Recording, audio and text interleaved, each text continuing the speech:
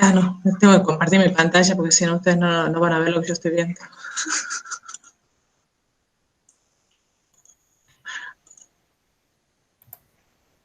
Bueno, estábamos hablando finalmente de lo que eran las glaciaciones del Cuaternario, un poco lo que también tenía, o lo que decía Salvador, sobre las otras glaciaciones son tan antiguas que las evidencias que hay son muy contradictorias en muchos casos. Las glaciaciones que han sido más estudiadas, mejor estudiadas, porque son mucho más nuevas, son las glaciaciones del Cuaternario. Son todas las glaciaciones comprendidas en los últimos 2 millones de años. Como ustedes están viendo ya la estructura del planeta, la estructura de los continentes o la ubicación de los continentes es la que tenemos actualmente. Y en este periodo la Tierra se ha ido cubriendo, por distintos periodos se ha ido cubriendo de hielo, pero no en su totalidad, con ciertas áreas que ha afectado mucho más respecto a otras. Estas glaciaciones, a su vez, hay que verlas también en los efectos que ha tenido a nivel global. Más allá de dónde se pueda ubicar específicamente esa masa de hielo, a nivel global o a nivel planetario ha traído consecuencias como, por ejemplo, la disminución de la temperatura, la disminución del nivel del mar. Eso es un hecho bien importante a tener en cuenta porque si el nivel del mar cambia, regiones que se pueden encontrar aisladas, al disminuir el nivel del mar se pueden volver a conectar, o a su vez, aunque no se conecten del todo, la profundidad disminuye y de hecho, los humanos la han usado para poder extender su rango de distribución. Con muy poco esfuerzo podían llegar a cruzar otras áreas e invadirlas y habitarlas, sobre todo, que es lo que ha hecho el humano. Es uno de los ejemplos más claros en torno a eso, que lo vamos a ver dentro de 2 o 3 clases, cómo se ha ido dispersando el Homo sapiens en el planeta.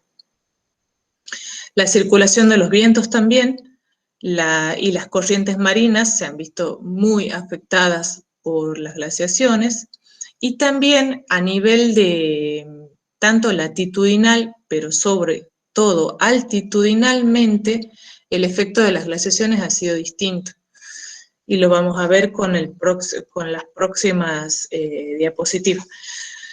Hay algunas áreas que han quedado cubiertas de hielo y ha habido como consecuencia también, la biota ha encontrado algunos refugios que son los que se han llamado los nunataks también, donde han podido en muchos casos quedar como guarecidas. De hecho, hay uno de los ejemplos cuando hablábamos de las distribuciones en una clase pasada, que decíamos que algunas biotas han quedado restringidas a esos refugios por la acción del hielo, y posteriormente cuando los hielos se han contraído nuevamente, la especie directamente ha quedado habitando ese lugar y no ha vuelto a expandir su rango distribucional.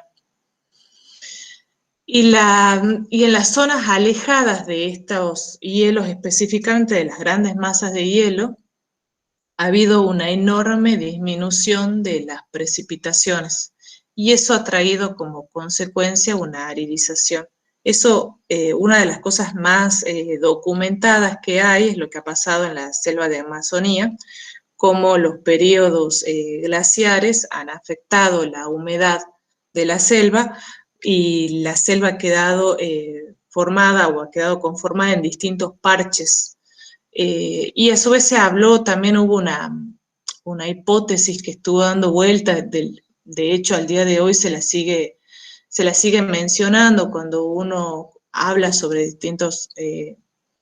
sobre las biotas de la zona de Amazonía, es el tema de una teoría de refugios, de lo que ha ocurrido en la región de Amazonía, que lo que postula la teoría es que ese evento de contracción de la selva produjo parches donde la biota queda contraída ahí y por lo tanto podría quedar aislada de ese otro espécimen de la misma especie que se puede encontrar en otra de las áreas de Amazonas, de la región de Amazonas, de la selva amazónica, y eso es lo que podría haber generado la especiación. Lo que pasa que con lo que no hay acuerdo en torno a la teoría de los refugios es cuáles son esos sitios específicos como núcleos donde las especies habrían quedado como concentradas. Cuando se la propone a la hipótesis, a la teoría, de hecho, se proponen ciertas áreas de la región, pero cuando se lo trata de testear, primero empezaron con algunos grupos de mariposas, tratando de inferir esos refugios, pero cuando se lo trata de testear con otra biota, no es coincidente cuál sería la región. Pero lo que sí es claro que la región de la selva amazónica se ha visto muy afectada por ese proceso de aridización. Bueno, de hecho todas las áreas, pero en una selva es como mucho más notorio ver ese efecto.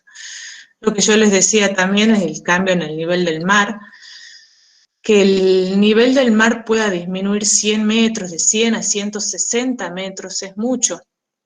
Entonces hay regiones como la que les estoy mostrando acá, la región de Oceanía, con todo ese grupo de islas que están en lo que es la zona de Sumatra, de Java, pueden quedar como conectadas si el nivel del mar disminuye. Y eso es cuando nosotros hablemos después cómo el hombre habría ingresado hacia Australia. La teoría más clara es que prácticamente lo ha hecho caminando o con muy pocas nociones de navegación, podría haber llegado sin mayores problemas a colonizar y a permanecer en Australia.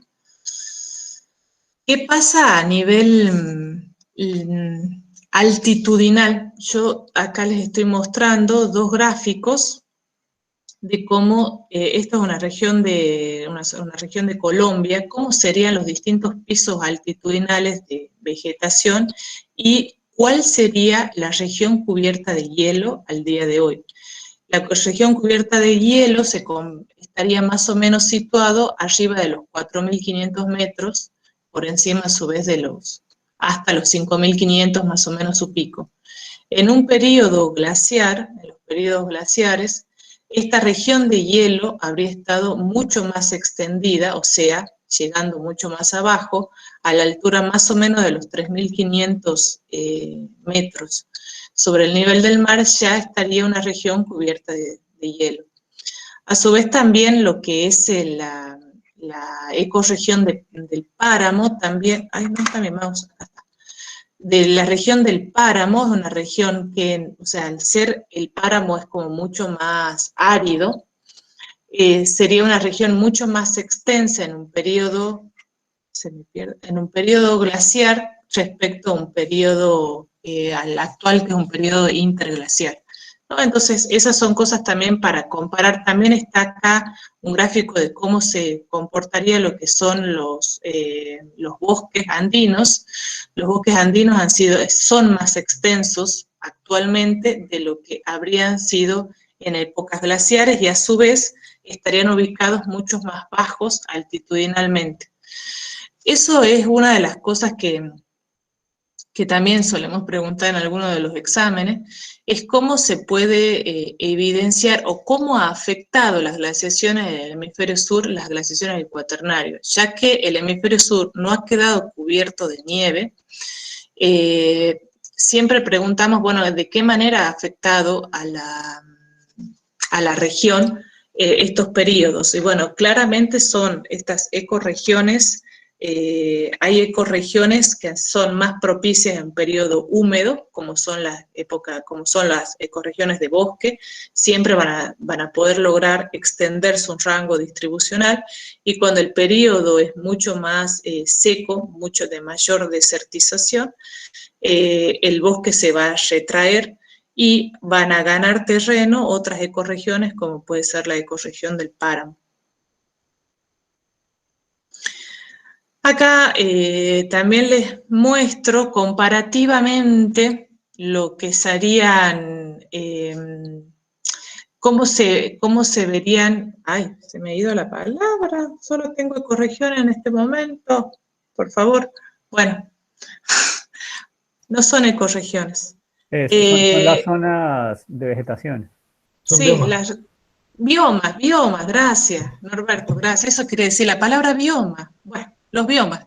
Los biomas en el mundo en función de cómo se ven actualmente y cómo habrían estado, cómo estuvieron en la época glaciar.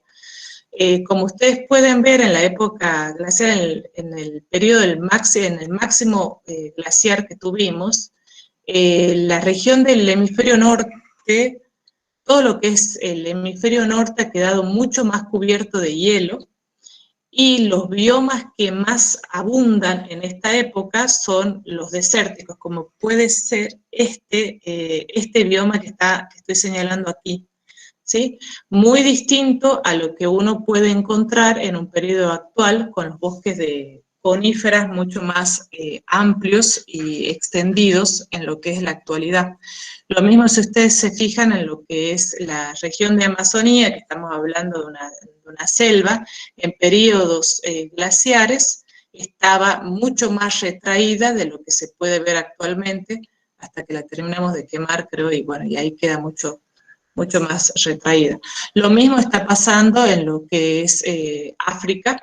También la expansión de la región de bosques es mucho más extensa actualmente de lo que ha sucedido en los periodos glaciares o en el último máximo glaciar que tuvimos nosotros.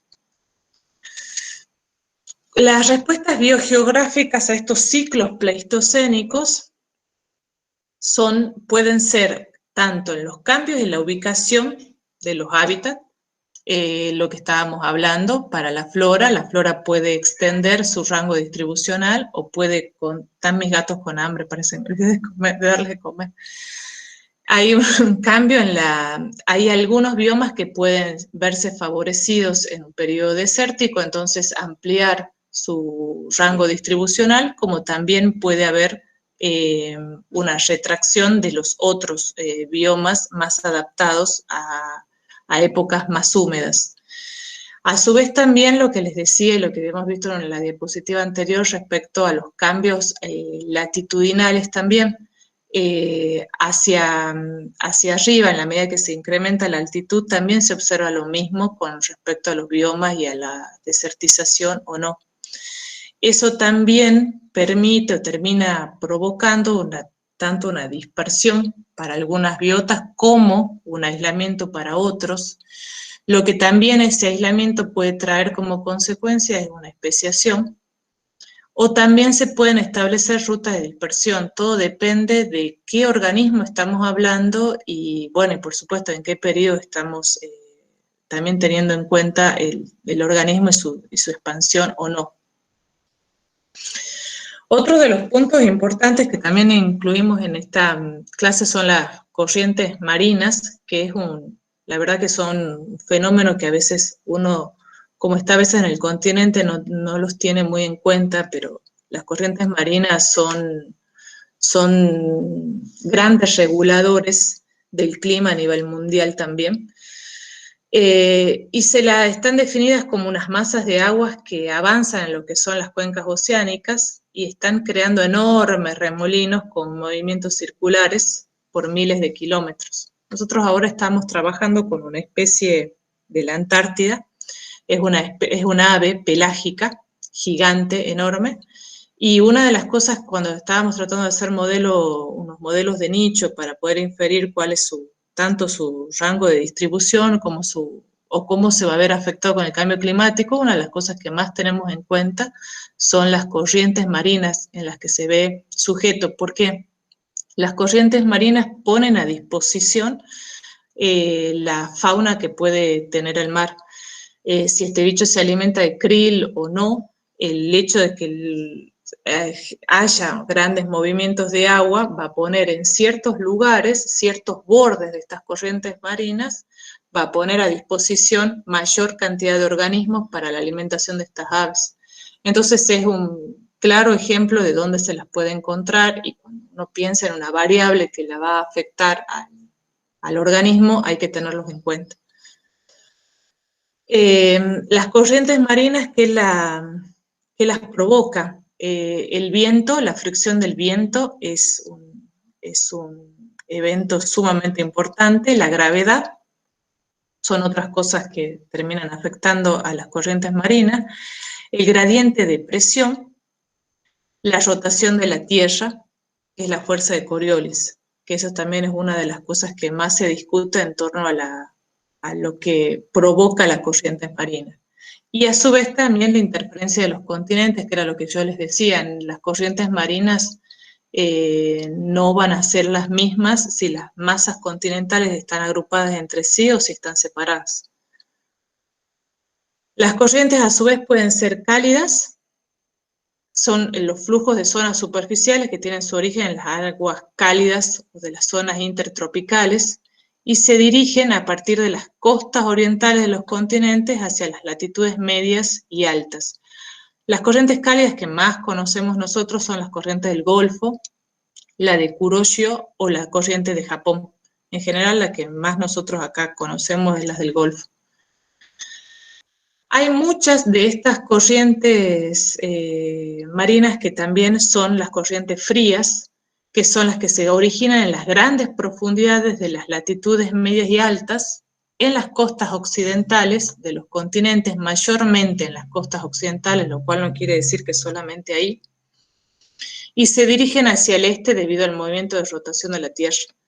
Las corrientes que más se conocen como corrientes frías son las corrientes de las Canarias, las corrientes de las Canarias que están en esta región, la de Benguela, que ya lo había buscado y ahora ya no, acá está la corriente de Benguela, la de Humboldt, esta es una de las corrientes que más hablamos nosotros porque a su vez nos afecta un montón algunos eventos climáticos que hemos tenido, y la de California. Estas corrientes frías, en muchos casos, son después también corrientes mixtas o se transforman en mixtas, que se van a, una vez que salen en superficie, por acción del sol, van a terminar calentándose y teniendo unas temperaturas más cálidas en otras regiones, como es el caso de las corrientes que estábamos hablando de las Canarias, la Benguela, la de California y la de Perú. Bueno, hay otras, por supuesto, que es la que yo les decía, yo estoy trabajando con las corrientes que están acá en lo que es la zona de Cabo de Hornos. Esa es una corriente sumamente fría y claramente aquí, o por lo menos por ahora, no hay un incremento de la temperatura, o sea, nunca va a ser una corriente cálida, no por ahora.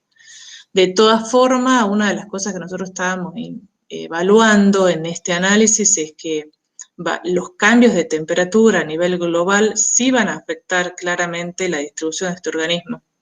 Este organismo se va a ver como más desplazado hacia el sur, vuelve a buscar lugares más fríos. O sea que el calentamiento global, si es que no se cambian, por supuesto, las políticas de Estado y el calentamiento global sigue por el camino en el que vamos, probablemente la especie se desplace mucho más al sur de lo que está ahora. Y acá es un ejemplo de cómo se ven las corrientes marinas a nivel del mundo, cómo se forman estos remolinos cuando están golpeando sobre los continentes. Y claramente cómo ponen a disposición los recursos marinos es un detalle no menor para los países y es algo que hay que tener mucho en cuenta a la hora de evaluar los recursos marítimos disponibles. De hecho, acá no está. De hecho, una de las cosas que estábamos discutiendo en este trabajo que hacíamos de la Antártida es que en la región de Antártida hay un área protegida y que hay conflictos con barcos pesqueros porque se ponen, de hecho, el área protegida está en una región donde las corrientes marinas ponen en superficie gran cantidad de fauna. Y hay conflictos con buques pesqueros, sobre todo japoneses, que se instalan ahí porque por supuesto que la cosecha puede ser mucho mejor en esa región, claramente aprovechando la corriente que tienen disponible. Bueno, y con esto estamos terminando la clase en relación a las corrientes. No sé si queda alguna consulta, pregunta. Mientras piensan,